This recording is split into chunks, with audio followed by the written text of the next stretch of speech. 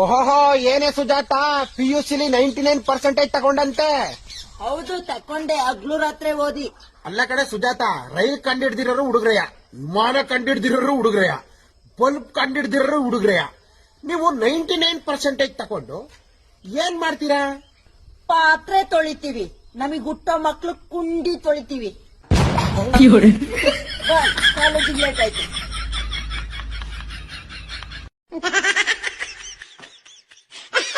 ಕಣೋ, ಈ ವಿಡಿಯೋ ನಿನ್ಗೋಸ್ಕರನೇ ಮಾಡ್ತೀರ. ನನಗೆ ಪ್ರೀತಿ ಅಂದ್ರೆ ಏನು ಅಂತ ಗೊತ್ತಿಲ್ಲ, ಅದ್ರ ಭಾವನೆ ಅಂದ್ರೆ ಏನು ಅಂತ ಗೊತ್ತಿರಲಿಲ್ಲ. ಅರ್ಥ ಮಾಡಿಸಿ, ನಾನು ಪ್ರೀತಿಸಿ ಮತ್ತೆ ದೂರ ಹೋಗಿ ಇಷ್ಟೊಂದು ನೋವು ಕೊಡ್ಬೇಡ ಕಣೋ. ನಿನ್ನೂ ಬಿಟ್ರೆ ಆ ಪ್ಲೇಸನ್ನು ನನಗೆ ಬೇರೆ ಯಾರನ್ನೂ ಇಮ್ಯಾಜಿನ್ ಕೂಡ ಮಾಡೋದಕ್ಕಾಗಲ್ಲ. ದಿನ ಅಳ್ತೀನಿ ನಿಜವಾಗ್ಲೂ. ನಿನಗೆ ಕೊಟ್ಟಿಲ್ಲ ಲಾಯಲಿಟಿ ನಾನು ಯಾರಿಗೂ ಕೊಡೋದಕ್ಕಾಗಲ್ಲ.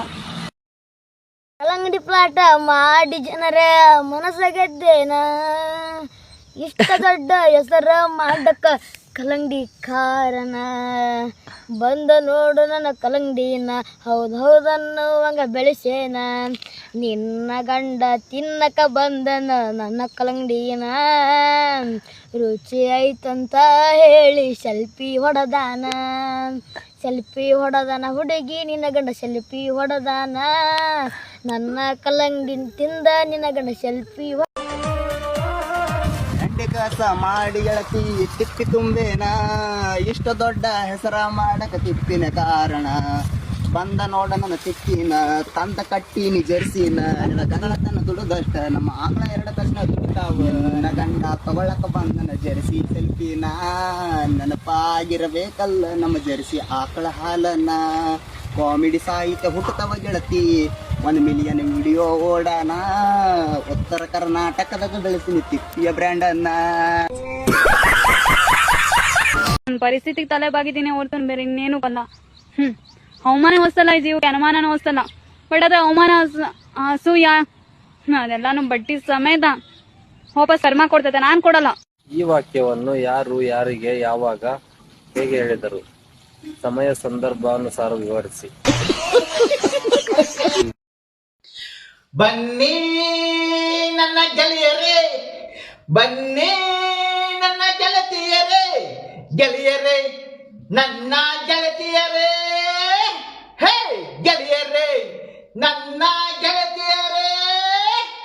ಕಲಿಯಿತು ಆ ಬೇಸಿಗೆ, ಹರಳಿತು ಆ ಮಲ್ಲಿಗೆ, ಹೋಗೋಣ ಕಾಲೇಜಿಗೆ, ಡಾಕ್ಟರಿ ಬಯಸಿಗೆ. ಗೆಳೆಯರೇ ಗೆಳೆಯರೇ ನನ್ನ ಗೆಳತಿಯರೇ. ಬಿಗ್ ಬಾಸ್ ಹೋಗಿದ್ರೆ ಆಗ್ಬೇಕು ಇನ್ನು. ವಿಕ್ಕಿ ಬಿಗ್ ಬಾಸ್ ಹೋದ್ರೆ ನೀವ್ ಆಗ್ತೀರಾ ಸ್ಟನ್ನು. ಇನ್ನ ಬಿಗ್ ಬಾಸ್ ಹೋಗಿಲ್ಲ ನಾನ್ ಬಿಗ್ ಬಾಸ್ ಹೋದ್ರೆ ಆಗ್ತೀನಿ ಸೂಪರ್. ಡುಂಪ ಅಪ್ಪ ಡುಂಪ ಡುಂಪ ಡುಂಪ ಅಪ್ಪ ಅಪ್ಪ.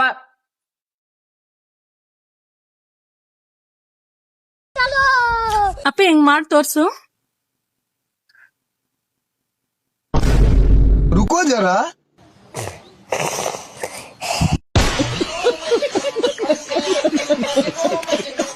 ನಿಮ್ಗೆ ಗಡ್ಸಿದ್ರೆ ರೋಸ್ಟ್ ಮಾಡಿ. ಅಬ್ಬಬ್ಬಬ್ಬಾ, ನೋಡ್ರಪ್ಪ ಅಣ್ಣಂಗೆ ರೋಸ್ಟ್ ಮಾಡಿಸ್ಕೊಳ್ಳೋ ಆಸೆ.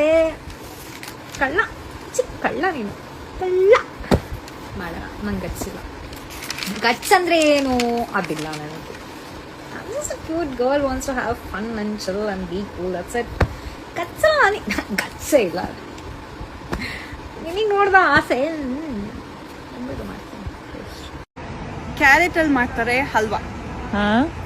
ಕ್ಯಾರೆಟ್ ಅಲ್ಲಿ ಮಾಡ್ತಾರೆ ಹಲ್ವಾ. ನಿಜ ಹೇಳಿ, ನಿಮ್ ಮನ್ಸಲ್ಲಿ ನಾನಿಲ್ವಾ?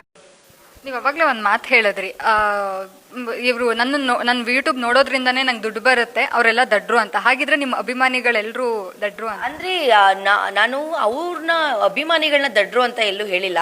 ನನಗೆ ಕಾಮೆಂಟ್ ಹಾಕ್ತಾರೆ, ಎಲ್ಲಿಂದ ದುಡಿತೀಯ ನೀನು, ಈ ಥರ ಶೋಕಿ ಮಾಡ್ತೀಯಾ, ಈ ಥರ ಬಟ್ಟೆ ಹಾಕ್ತೀಯಾ ಅಂತ ಹೇಳಿ.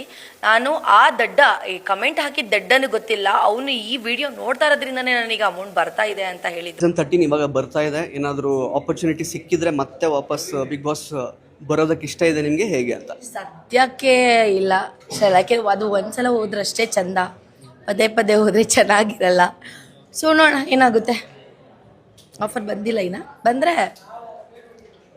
ನಿಮ್ಮ ಇನ್ಸ್ಟಾಗ್ರಾಮ್ ಫಾಲೋವರ್ಸ್ಗಳಿಗೆ ಒಂದು ಪ್ರಶ್ನೆ ಉಳಿದಿರೋದೇನಂತಂದರೆ, ನೀವು ಆ್ಯಕ್ಚುಲಿ ನಿಮ್ಮ ಸೋನೋಸ್ ಡೈರೀಸಲ್ಲಿ ಹೇಳ್ಕೊಂಡ್ರಿ, ಯಾವುದೋ ಒಂದು ಸಂದರ್ಭದಲ್ಲಿ ನಿಮ್ಮ ಮೊದಲ ಪ್ರಿಯಕರ ಬಂದು ನಿಮ್ಮ ಜೊತೆಗೆ ಒಂದಾದ್ರು ಅವರು, ನೀವು ಹತ್ರಿ ಭಾವುಕರಾದ್ರಿ ಅಂತೆಲ್ಲ. ಸೊ ಈಗ ಆ್ಯಕ್ಚುಲಿ ಸಿಂಗಲ್ ಸೋನು ಅವರು ಅಥವಾ ಮಿಂಗಲ್ ಆಗ್ಲಿಕ್ಕೆ ರೆಡಿ ಇದ್ದಾರೆ ಅಥವಾ ಮೊದಲನೇ ಪ್ರಿಯಕರನ ಜೊತೆಗಿದ್ದಾರೆ ಇವಾಗ ಹೇಗೆ ಅಂತ?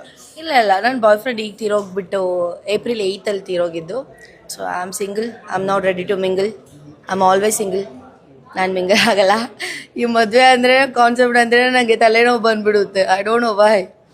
ಸೊ ಆರಾಮಾಗಿ ಸಿಂಗಲ್ ಆಗಿ ಮನೆಯವ್ರ ಜೊತೆ ಚಂದ ಇದ್ದೀನಿ, ಹಾಗೆ ಇರೋಕ್ಕೆ ಇಷ್ಟಪಡ್ತೀನಿ ಅಷ್ಟೇ. ಹಳೆದನ್ನೆಲ್ಲ ಮರೆತು ಜನ ನಿಮ್ಮನ್ನ ಅಕ್ಸೆಪ್ಟ್ ಮಾಡ್ತಾರೆ ಅಂತ ಅನ್ಕೊಂಡಿದ್ದೀರಾ?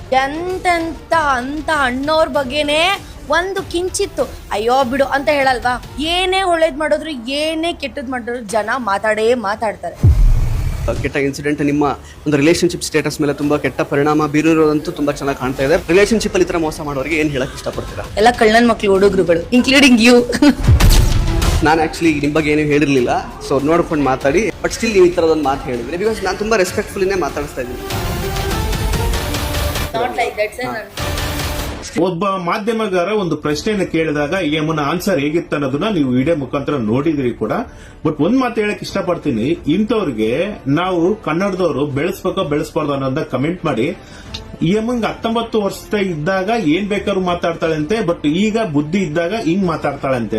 ಇನ್ನ ಒಂದು 40 ವರ್ಷ 50 ವರ್ಷ ಆದ್ಮೇಲೆ ಇನ್ ಹೆಂಗ್ ಮಾತಾಡ್ಬೋದು ನೋಡಿ. ಇವ್ರುಗಳಿಗೆ ಗಂಡ್ಮಕ್ಳು ಹುಡುಗರು ಅಂದ್ರೆ ಇಷ್ಟು ಚೀಪಾಗಿ ಮಾತಾಡ್ತಾಳಲ್ವಾ, ಇವ್ರಿಗೆಲ್ಲ ಏನ್ ಮಾಡಿದ್ದಾರೆ ನಮ್ಮ ಹುಡುಗರು ಅನ್ನೋದೇನೆ ನನಗೊಂದು ಪ್ರಶ್ನೆ ಆಗಿದೆ ಕೂಡ. ನೋಡಿ, ಯಮನ್ಗೆ ಸಿನಿಮಾಗ್ ಬೇರೆ ಕಾಲಿಡ್ತಾ ಇದ್ದಾಳೆ ಅಂತ, ಅದು ನಮ್ಮ ಕನ್ನಡ ಚಿತ್ರರಂಗಕ್ಕೆ ಬರ್ತಾ ಇದ್ದಾಳಂತೆ. ಅದು ಖುಷಿ ಪಡ್ಬೇಕಂತೆ. ನಾವು ಖುಷಿಗೆ ನಾವು ಖುಷಿ ಪಡ್ಬೇಕು ಅನ್ನೋದನ್ನ ನೀವು ಕಮೆಂಟ್ ಮಾಡಿ. ಇದಾಗಿತ್ತು ಇವತ್ತಿನ ವಿಡಿಯೋ.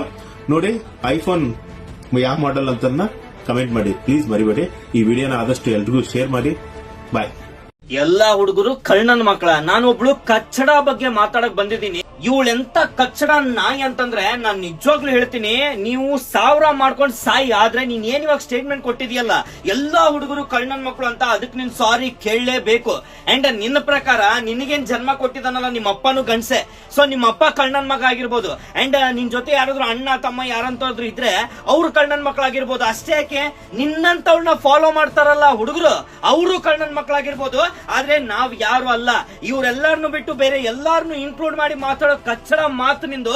ಅದನ್ನ ಫಸ್ಟ್ ಚೇಂಜ್ ಮಾಡ್ಕೋ, ಅದಕ್ಕೆ ಸಾರಿ ಕೇಳಲೇಬೇಕು. ಅಂಡ್ ಸ್ನೇಹಿತರೆ, ಇಂಥವ್ಳನ್ನ ಯಾಕೂ ಬೆಳೆಸ್ತೀರಾ ನೀವೆಲ್ಲ? ಇವಳಿಗೆ ನಿಮ್ಮೆಲ್ಲರಿಗೂ ಗೊತ್ತಿದೆ, ಒಂದು ಐಫೋನ್ ಮೊಬೈಲ್ ಹಿಡ್ಕೊಂಡು ಏನೋ ಘನಂದಾರಿ ಕೆಲಸ ಮಾಡಿ ಫೇಮಸ್ ಆಗಿರೋ ಇವಳು ಬದಲಾಗ್ತಾರೆ ಅಂತ ತುಂಬಾ ಜನ ಅನ್ಕೊಂಡಿದ್ರು. ಆದ್ರೆ ಬದಲಾಗೋ ಜಾಯಮಾನನೇ ಅಲ್ಲ.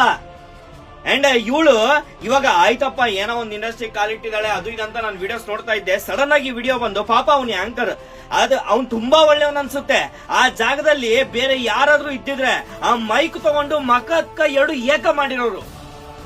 ಕೆಲವು ಒಂದು 4 ವರ್ಷಗಳ ಹಿಂದೆ ಅನ್ಸುತ್ತೆ ಅವಳು ಹೇಳ್ತಾಳೆ, ಕನ್ನಡ ಇಂಡಸ್ಟ್ರಿನಲ್ಲಿ ಎಲ್ಲರೂ ತುಳಿದು ಬಿಡ್ತಾರೆ, ಬೆಳಕ್ ಬಿಡಲ್ಲ ಅಂತ. ಅದೇ ಮಾತನ್ನ ಇವಾಗ ಕೇಳಿದಾಗ, ನೀವು ಹಾಗೆ ಹೇಳಿದ್ರಲ್ಲ ಇವಾಗ ನಿಮ್ಗೆ ಕನ್ನಡ ಇಂಡಸ್ಟ್ರಿನಲ್ಲಿ ಚಾನ್ಸ್ ಸಿಕ್ಕಿದೆ ಅಂತ ಕೇಳಿದಾಗ, ಅವಾಗ ನಾನು ಚಿಕ್ಕವಳಿದ್ದೆ ಏನೋ ಅಂದ್ಬಿಟ್ಟೆ, ಬಟ್ ಇವಾಗ ಹಂಗೆಲ್ಲ ಇಲ್ಲ ಅಂತೆ. ಅವಳಿಗೆ ಒಂದು 30 ಮೇಲೆ ಇರುತ್ತೆ ವಯಸ್ಸು. ಒಂದು 4 ವರ್ಷ ತೆಗೆದ್ರೆ ಅದರಲ್ಲಿ ಒಂದು 26-27 ಇರುತ್ತೆ. ಸೊ ಇವಳ ಪ್ರಕಾರ 26-27 ಅಂದ್ರೆ ಚಿಕ್ಕವಳ. ಐಫೋನ್ ಅಲ್ಲಿ ಅದೆಲ್ಲ ಮಾಡ್ತಿರ್ಬೇಕಾದ್ರೆ ಗೊತ್ತಿರ್ಲಿಲ್ವಾ? ಅವಾಗಿದ್ರಲ್ಲ ಹುಡುಗರು, ಅವ್ರು ಕಳ್ಳನ ಮಕ್ಕಳಲ್ವಾ? ಅವ್ರ ಜೊತೆ ಸವಾಸ ಮಾಡಿರ್ಲಿಲ್ವಾ ನೀನು? ಸೊ ಸ್ನೇಹಿತರೆ, ನನಗೆ ಸಿಕ್ಕಾಪಟ್ಟೆ ಬೇಜಾರಾಗಿ ಈ ಒಂದು ಸ್ಟೇಟ್ಮೆಂಟ್ ಕೇಳಿ, ಅದಕ್ಕೆ ಅವಳು ಕ್ಷಮೆ ಕೇಳಬೇಕನ್ನೋದು ನನ್ನ ಅನಿಸಿಕೆ. ಅಂಡ್ ಇದ್ರ ಬಗ್ಗೆ ನೀವೇನ್ ಹೇಳ್ತೀರ ಅಂತ ಕಮೆಂಟ್ ಮಾಡಿ. ಅಂಡ್ ಈ ನಾಯಿ ಕಚ್ಚಡ ಇದಾಳಲ್ಲ, ಇವಳ ಬಗ್ಗೆ ನಿಮ್ಮ ಅನಿಸಿಕೆ ಏನಂತ ತಿಳಿಸಿ.